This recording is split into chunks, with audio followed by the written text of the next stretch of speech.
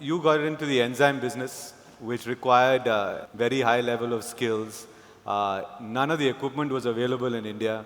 So if you go to any classic business school that a lot of us have kind of probably been to, this is not the type of business they will tell you to get into, right? Because none of the skills were available in India. None of these resources were available in India at that time.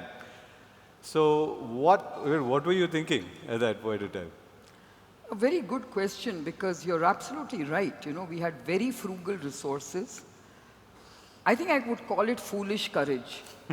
And I think every entrepreneur does have foolish courage, because that's how you start your business, thinking you can make a success despite all odds, okay?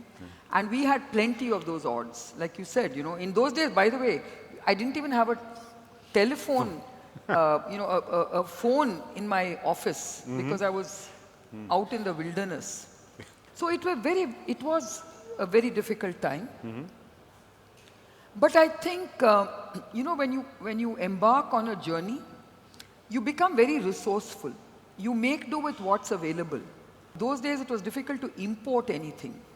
So the first opportunity I got to import, I remember, a spectrophotometer, which is what I needed to analyze my enzymes. It's amazing how resourceful we were, because we used that spectrophotometer for many, many things that it was not meant to be used for.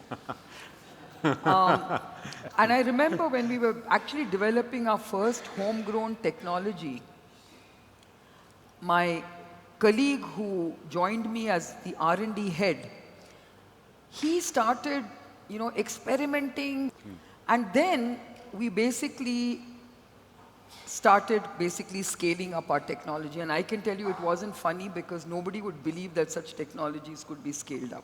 So I remember going to KSFC, the Karnataka State Finance Corporation, and there was no concept of venture funding. It was debt financing, long-term debt financing. And they would look at what I was trying to do, and they would say, this is very high risk. This technology is something you've invented. Why can't you be like other companies and license some technology from abroad?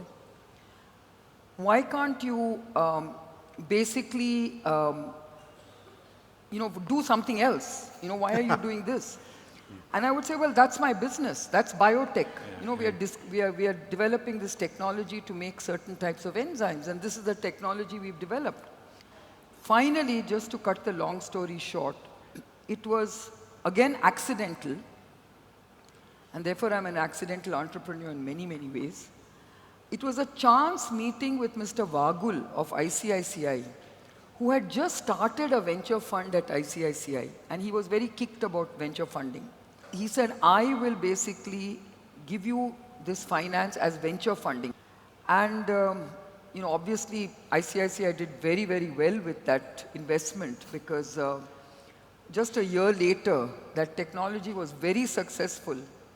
And my Irish partners got acquired by Unilever, and I suddenly had this gigantic multinational company as my partners, and they realized that this was really, really unique technology.